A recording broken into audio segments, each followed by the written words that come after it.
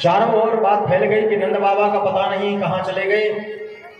किसी ने बताया कि अर्धरात्रि में नंद बाबा यमुना नदी का स्नान करने के लिए गए थे। तो भगवान ने देखा, भगवान नदी में प्रवेश करते हैं और प्रवेश करते ही देखा कि वरुण लोक में है। तो वरुण लोक भगवान पहुंच गए। तम गृहीत्वा नयद भृत्यो वरुणस्याशुरोन्तिकम् अविज्ञाया सुरीं वेलां प्रविष्टं मुदकं श्री। जैसे ही भगवान नारायण को, कन्हैया को देखा है वरुण देव ने, वरुण जी ने कन्हैया को देखा, चरणों में साष्टांग दंडवत करने लगे। आओ प्रभु आओ, मैं धन्य हो गया, बड़ी कृपा हुई जो आपने मुझे दर्शन दिया।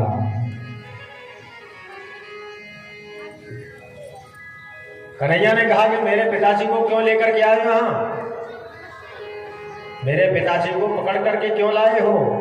वरुण देव ने कहा कि मेरे आसन पर आप विराजमान होइए पहले, उसके बाद मैं आपको बताऊं। कन्हैया को आसन पर विराजमान किया, पूजन का थाल लेकर के आए, पूजन किया। फिर बताते हैं, कहते महाराज वैसे तो आप आते नहीं, मुझे मालूम था कि जब तक आपके पिता को मैं लेकर के नहीं आऊंगा तब तक आप मुझे दर्शन देने नहीं आओगे। इसलिए मैंने ये विचार किया कि यदि आपका चरण नहीं पकड़ सकता हूं तो आपके भक्तों का चरण मैं पकड़ लूं, जिससे मुझे दर्शन हो जाएगा। संतों ने कहा है यदि भगवान का चरण हम नहीं पकड़ सकते तो भगवान के भक्त का चरण पकड़ लें, जिससे भगवान तक जाने का रास्ता सुगम हो जाएगा। उनका जो भक्त है उसी का चरण पकड़ लें। तो वरुण जी कहते हैं कि महाराज मुझे तो पकड़ना था किसी का चरण मिल जाए जो आपसे संबंधित हो, तो और तो कोई मिला नहीं। ये नंद बाबा मुझे मालूम था कि आपके बाबा हैं ये, इसलिए मैंने इनका चरण पकड़ लिया और मुझे मालूम था कि इनको छुड़ाने के लिए आप जरूर आओगे, क्योंकि जब भक्त पर कोई विपत्ति होती है तो भगवान चुप नहीं बैठते हैं। जिस समय गजेंद्र को ग्राह ने पकड़ करके रखा था, उस समय उस गजेंद्र की रक्षा करने के लिए आप स्वयं आए थे।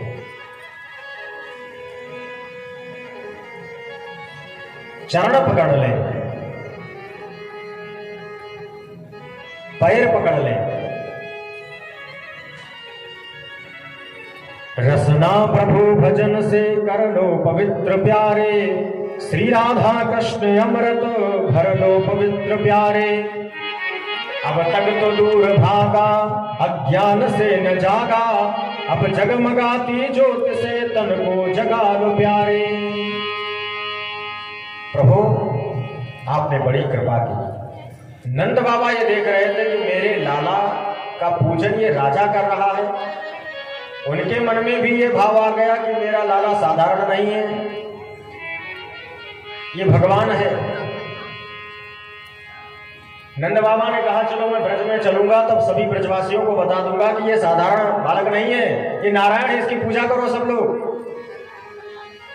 भगवान ने नंद बाबा को लिया और आए हैं वृंदावन। जब पहुंचे, नंद भवन में पहुंचे, नंद बाबा वहां से जब चले थे तब तो ये बात याद थी, और जैसे ही नंद भवन में प्रवेश किया है इस बात को भूल गए। क्यों? भगवान जानते थे कि नंद बाबा ने यदि पोल खोल दी तो यहाँ फिर हमें कोई मानेगा नहीं, फिर मैं अपनी लीला नहीं कर पाऊंगा। इसलिए पुनः उनको अपनी माया में बांध दिया, अपनी स्वजन मोहिनी माया के द्वारा मोहित कर दिया। और पुनः जो बच्चे का भाव होता है, जो बालक का भाव होता है, वही भाव बाबा के अंदर आ गया। और बाबा से कहा, नंद बाबा लाला से कहते हैं, लाला देख तू मेरे साथ में ना हो तो मेरी रक्षा कौन करता। कन्हैया ने कहा, बाबा तुम चिंता मत करो, मैं आपकी रक्षा करने के लिए हर समय तैयार रहूंगा।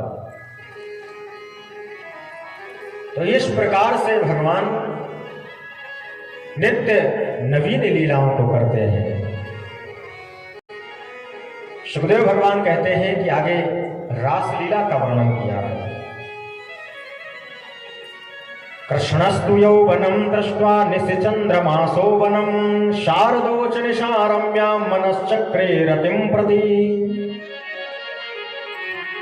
भगवान पिता रात्रि शरदोत्फुल्ल मल्लिका वीक्षरन्तुं मनश्चक्रे योग माया उपाश्रिता। रास क्या है? रसो वै सः।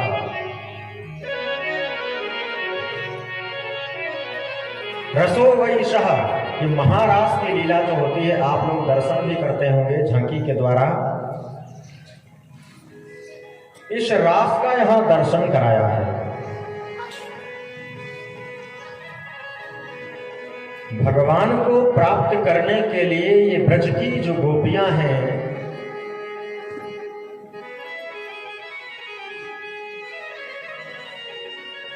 इनके मन में प्रतिक्षण ये भाव रहता है कि किसी प्रकार से हमें गोविंद का दर्शन होता रहे। यमुना जी पर जल भरने के लिए जाती हैं, लेकिन मन में चिंतन गोविंद का होता है। गाय दोहने जाती हैं, गाय का दोहन कर रही हैं, लेकिन चिंतन गोविंद का होता है।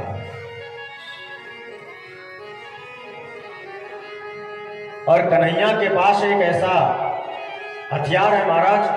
कौन सा हथियार है? कन्हैया के पास एक ऐसी बंसी है जिस बंसी को सुनते ही सब मोहित हो जाते हैं। और इस बंसी का नाम, जब बंसी बजती है तो इस बंसी की ध्वनि को जो गोपी सुनती है वही ये मन में विचार करती है कि श्याम सुंदर मेरा ही नाम ले रहे हैं। अब ये ध्यान देना है कि चिंतन कितना अधिक है। देखिए आप, ये जरूरी नहीं है कि आप साधन क्या कर रहे हैं, आपने साधना कितनी की है ये आवश्यक है। विचार ये करना है कि साधना आपने कितनी की है, किस साधन के द्वारा साधना की है ये जरूरी नहीं है। साधना अधिक होनी चाहिए, चिंतन अधिक होना चाहिए। चाहे आप घर में बैठ करके चिंतन कर रहे हो, चाहे आप दुकान पर बैठ करके चिंतन कर रहे हो, चाहे आप भोजन बनाते समय चिंतन कर रहे हो, चाहे आप कहीं यात्रा कर रहे हैं, यात्रा करते समय चिंतन कर रहे हैं। तो संसार की चिंता को छोड़ करके गोविंद का चिंतन हो जाए। संसार का ध्यान नहीं करना है, गोविंद का ध्यान करना है। तो जब बंशी बजती है ना, एक गोपी यमुना नदी के किनारे बैठी और बैठ करके तपस्या कर रही है। और तपस्या करते हुए एक दिन की बात है, नारद जी आए और नारद जी ने देखा। नारद जी कहते हैं, देवी क्या बात है, तुम यहाँ नदी पर क्यों बैठी हो, तपस्या कर रही हो, क्या चाहिए तुम्हें? नारद जी कहते हैं कि इनको तो साक्षात परब्रह्म परमात्मा इनके सामने खेल रहा है, इन्हें किस चीज की आवश्यकता है, किस भगवान को प्राप्त करना चाहते हैं? तो गोपी ने कहा, महाराज हमें भगवान को प्राप्त नहीं करना है, हमारे हृदय में, हमारे चित्त में वो चितचोर बैठा हुआ है। हम ये चाहते हैं वो छलिया हमारे हृदय से निकल जाए, वो हमारे भावनाओं का भावनात्मक कृष्ण जो हर समय हमारे भावनाओं में आता रहता है, उस कृष्ण को हम बाहर निकालना चाहते हैं, लेकिन वो निकल नहीं रहा है। हम इसलिए तपस्या कर रहे हैं कि ये किसी प्रकार से बाहर निकल जाए। नारद जी कहते हैं, देखो तो सही, इन ब्रजवासियों को देखो, इन गोपियों को देखो, हजारों वर्ष बीत जाते हैं, करोड़ों वर्ष बीत जाते हैं ऋषियों मुनियों को तपस्या करते करते। वो चाहते हैं कि एक छवि का दर्शन हो जाए, थोड़ी सी छवि दिख जाए, उस गोविंद की, उस राधा रानी का थोड़ा सा दर्शन हो जाए, लेकिन दर्शन नहीं होता है। चाहते रहते हैं फिर भी दर्शन नहीं होता है। इन गोपियों को देखो, ये उस श्याम सुंदर को बाहर निकालना चाहती है। नारद जी ने पूछा, क्यों निकालना चाहती बाहर, क्या बात है? तो गोपी ने कहा, महाराज मालूम है, एक दिन मैं जा रही थी, यमुना नदी पर जा रही थी जल भरने के लिए। तो जल भर करके मैं उधर से आ रही थी, जैसे ही मैंने जल भर करके उस मटके को उठाना चाहा तो मटका वजन था। तो मेरे भावनाओं में भावनात्मक कृष्ण आया और मैंने क्या देखा कि वो कृष्ण मेरे पास खड़ा हुआ है और मेरे से कहता है, भाभी जी राम राम, ने या मैं उचवाए दूं? या उठवा दूं मैंने बातें का कही, मैंने कह दी हाँ ने एक हाथ लगाए दे लाला यहाँ में जल ज्यादा भर गयो है। तो जैसे ही मैंने हाथ लगाया, और मैं तो ये सोच रही थी कि मेरे साथ में वो श्याम सुंदर भी है, लेकिन मैंने क्या देखा, एक तरफ तो मैंने पकड़ लिया और दूसरी तरफ मैं सोचती हूं कि उसने पकड़ रखा होगा, लेकिन महाराज वहां तो कोई नहीं है। जैसे मैंने उठाया, एक तरफ भार अधिक हो गया और मटका गिर गया। महाराज मैंने देखा बाद में वहां ना तो कोई कृष्ण है, ना कोई मुझे आवाज देने वाला है। इसीलिए मैं उस कृष्ण को बाहर निकालना चाहती हूं। और एक बात बताऊं आपको, एक दिन मैं जा रही थी गाय को दोहने के लिए। मैंने जैसे ही गाय दोहन प्रारंभ किया, पात्र मैंने नीचे रखा, मेरे पास में आकर के मेरे भावनाओं में मेरा भावनात्मक कृष्ण आता है और कहता है, भाभी जी क्या मुझसे आप नाराज हैं? मैंने क्या गलती कर दी है कि आप नाराज हैं मुझसे? मैंने कहा नहीं, मैं नाराज नहीं हूं लाला। तो आप बोल नहीं रही हैं। नहीं मैं बोल रही हूं, बताओ। भाभी मुझे भूख लगी है, नेक दूध पिला दे। एक गैया को दूध दे रही है, नेक पिला दे। गोपी ने क्या कहा, लाला तू अपना मुंह खोल दे, मैं धार काट रही हूं, मैं या गैया के थन को या गैया के धार को तेरे मुंह की तरफ कर दूंगी। नारद जी कहते हैं कि देखो, सुखदेव भगवान राजा परीक्षित से कहते हैं, परीक्षित देखो इस झांकी का दर्शन करो आप।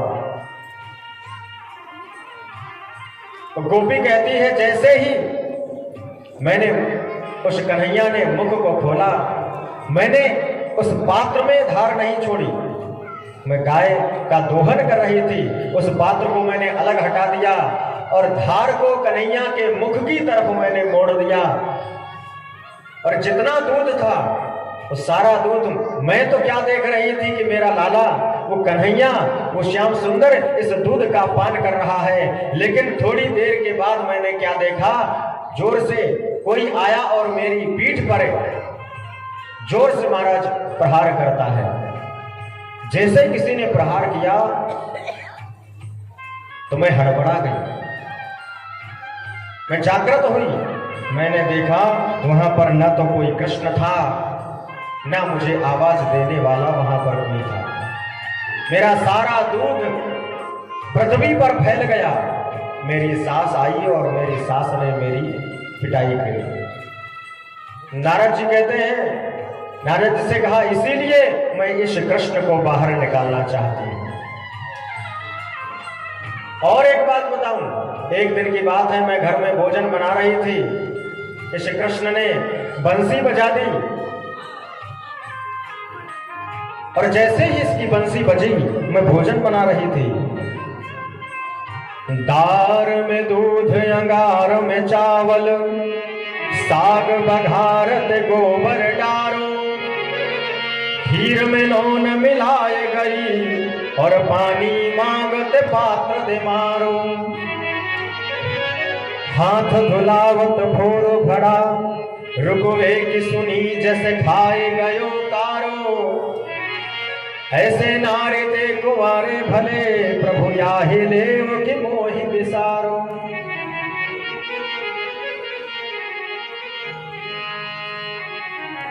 जैसे ही इसकी बंसी बजी, और महाराज बंसी बजते ही मैं तो भोजन बना रही थी, खीर पका रही थी, मुझे डालना तो उसमें चीनी थी, लेकिन मैं सुध बुध खो बैठी और उसमें नमक डाल दिया।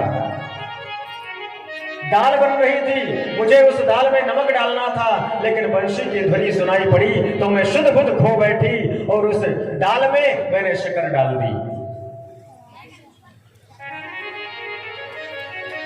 कहते हैं ऐसी स्थिति हो जाती है, पतिदेव भोजन करने के लिए आए हैं और बैठे हैं, लेकिन तुरंत बंशी की ध्वनि कानों में सुनाई पड़ी और बंशी की ध्वनि को सुनते ही सबको छोड़ करके भाग चलती है। ऐसी स्थिति है, ये जिज्ञासा है, ये लालसा है भगवान की। जब बंशी बजती है सब कुछ छूट जाए लेकिन गोविंद न छूटे। घर तजो बर तजो नागर नगर तजो बंसी वट तट तजो काहू पे न लजिहो। गेह तजो देह तजो नेह कहो कैसे तजो भूषण बसन तजो ऐसे साज सजिहो। लोग क्या कहते हैं, ये तो पागल हो गई है। लोगों ने पागल कहना प्रारंभ कर दिया, ये तो पागल हो गई है। बावरो भयो है लोग बावरी कहत मोही। बावरी कहो तो कहे काहू ना बरजिहो। कहैया सुनैया तजो तात मात मैया तजो सब तजो दैया पे कन्हैया नाय तजिहो। सब कुछ छोड़ सकते हैं परंतु कन्हैया को छोड़ नहीं सकते। ऐसी स्थिति है महाराज।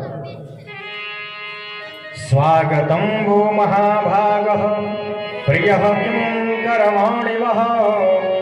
ब्रजस्थानामयं कचेत् भूतागमन कारणम्। रजन्नेषा घोररूपा घोरसत्व निषेविता। प्रतियात व्रजं नेह स्वयं स्त्रीमिदा सुमध्यमा। गजब की बांसुरी बजती थी वृंदावन बसैया की।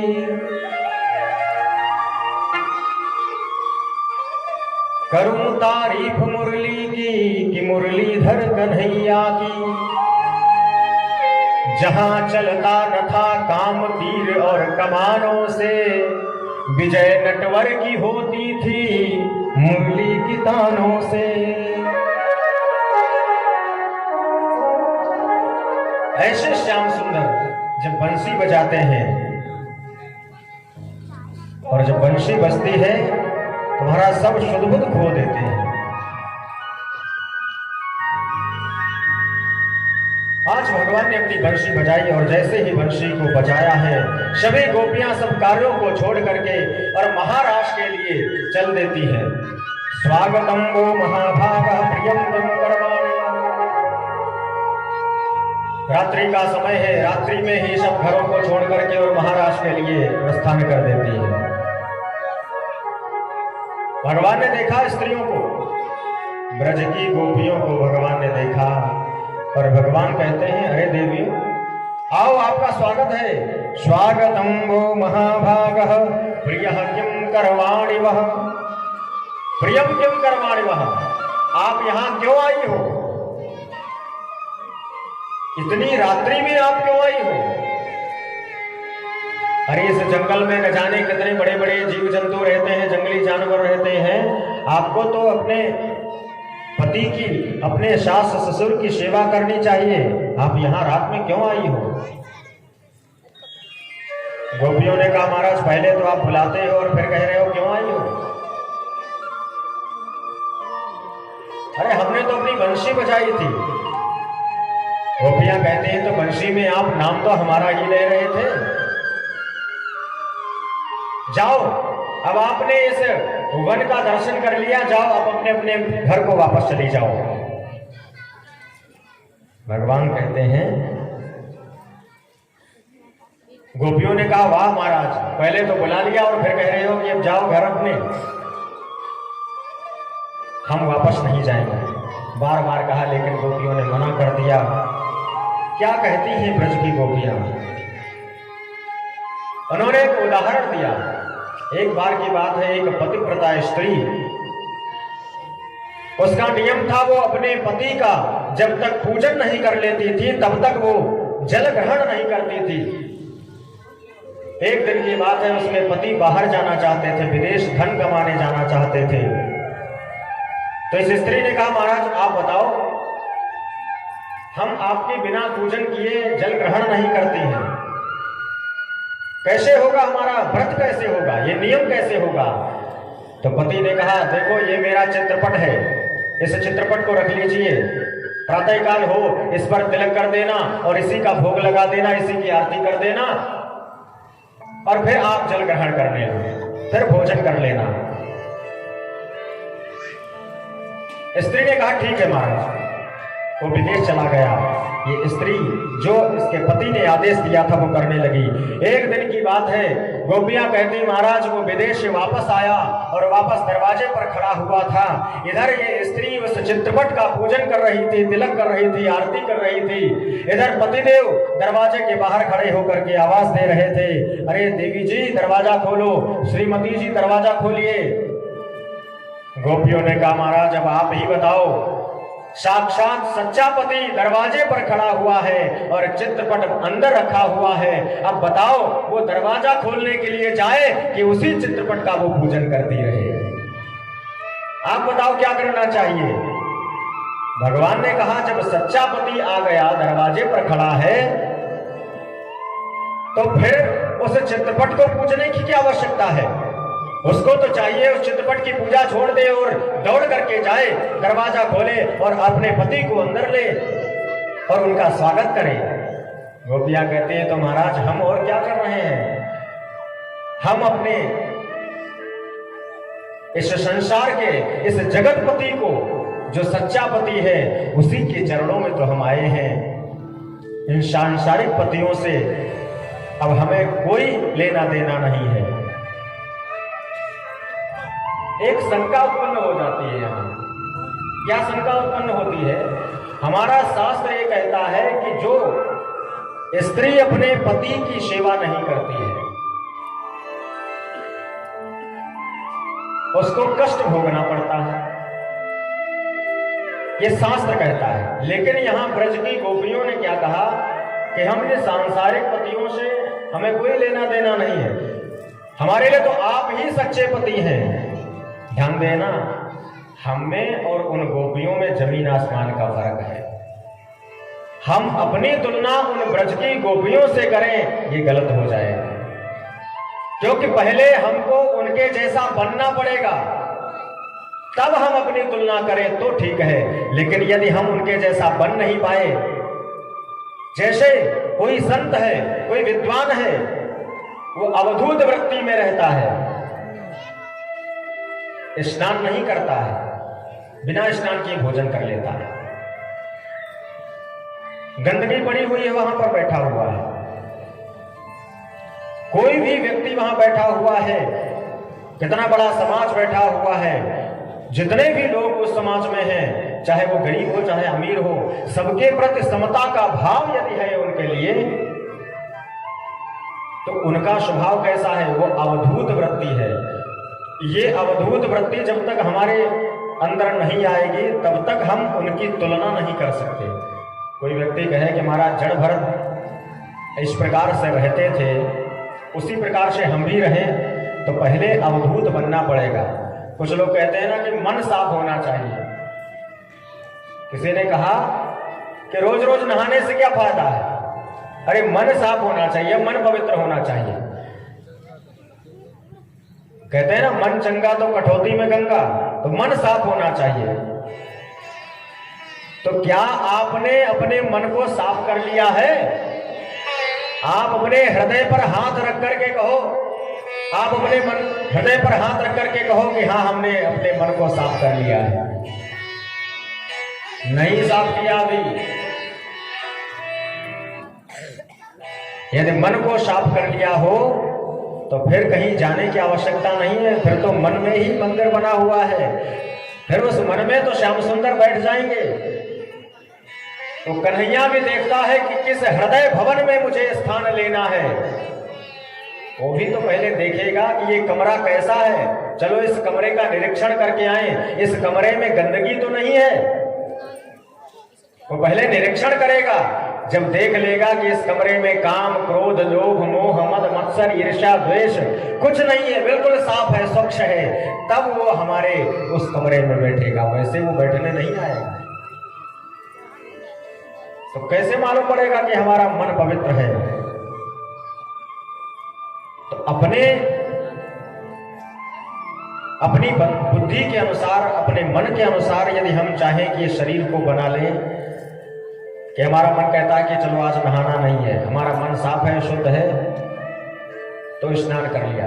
देखिए शास्त्र ये कहता है कि जब हम अधिक तपस्या नहीं कर सकते, अधिक पूजा पाठ नहीं कर सकते, तो जो शास्त्र ने हमें बताया है कि प्रातः काल हमको स्नान करना है, स्नान करने के बाद 10 मिनट हम भगवान के पास बैठ जाएं, 10 मिनट भगवान के पास बैठ करके उनका ध्यान करें, तो ये उस साध्य के पास पहुंचने का मार्ग है। ये उस साध्य के पास पहुंचने का रास्ता है। धीरे धीरे हम इस रास्ते से गुजरे। ये सीढ़ियां हैं। किसी ने कहा महाराज माला फेरने से कुछ नहीं होता है। ठीक है, माला फेरने से कुछ नहीं होता है, लेकिन क्या आपने बिना माला लेकर के आपका मन स्थिर रहता है? आपने देखा है क्या बिना माला लिए आपका मन स्थिर रहता है? यदि बिना माला लिए आपका मन स्थिर रहता है, आप उस मंत्र को बिना माला लिए जप कर सकते हैं, आपका मन भटकता नहीं है, तो ठीक है, आप माला मत लीजिए। मन की माला को, अरे इससे बढ़िया तो जप और कोई है ही नहीं है। अजपा जप जिसको कहते हैं, हमारा शास्त्र कहता है कि हमारे हर श्वास में जप चलता रहे, हर श्वास में राम राम चलता रहे, हर श्वास में राधे राधे चलता रहे, हर श्वास में हरे शरणम चलता रहे, हर श्वास में हरे कृष्ण कृष्ण कृष्ण हरे हरे, हरे राम राम राम हरे हरे, हर श्वास में चलता रहे। लेकिन ये चले तो सही, ये प्रारंभ तो हो। तो ब्रज की गोपियां कहती हैं, ये गोपी कैसी हैं? गोभी इंद्रियैहि कृष्ण रसम पिबत इति गोपी। ये अपने इंद्रियों के द्वारा भगवान कृष्ण रस का पान करती रहती है प्रतिक्षण, इसलिए इनको गोपी कहते हैं। गोपियों ने कहा महाराज हम वापस जाने वाले नहीं हैं। जब देख लिया भगवान ने कि अब ये वापस नहीं जाएंगी,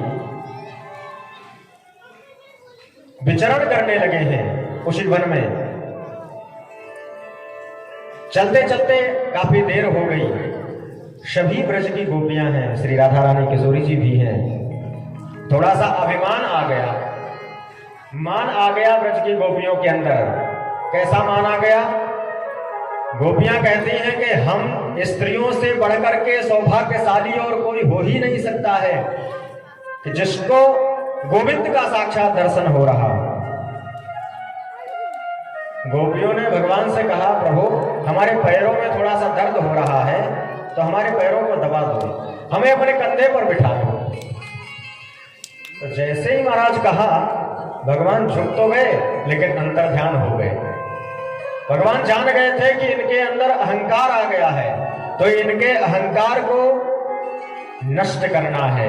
अहंकार नहीं रखते भगवान, अहंकार का नाश करना है। तो अंतर ध्यान हो गए, देखा भगवान चारों तरफ कहीं नहीं है। अब गोपियां सभी विरह में व्याकुल हो गई, और विरह में व्याकुल होकर के इन्होंने एक गीत गाया है, जयत तेधिकम जन्मना व्रजः श्वेत इंदिरा शस्य दत्त ही। राधा रानी बहुत व्याकुल हो गई। जब व्याकुल हो गई तो सभी ब्रज की गोपियां श्री राधा रानी कहने लगी इनकी लीला अनुकरण करते हैं, लीला अनुकरण करने लगी। इन्होंने मन में विचार किया कि जब कृष्ण स्वयं ये सोचेंगे कि मेरी कमी है तो स्वयं प्रकट हो जाएंगे। देखा बहुत देर हो गई, राधा रानी बहुत व्याकुल है। जैसे ही देखा भगवान कृष्ण प्रकट हो गए, और प्रकट होकर के सांत्वना दी, किशोरी जी से कहा आप परेशान मत होइए। सभी ब्रज की गोपियां भगवान कृष्ण के साथ में महारास की तैयारी होने लगी। इस महारास में सभी देवताओं ने इन महारास का दर्शन करना चाहा है। कैलाश से भगवान भोलेनाथ भी कहते हैं कि मुझे भी इस महारास का दर्शन करना है,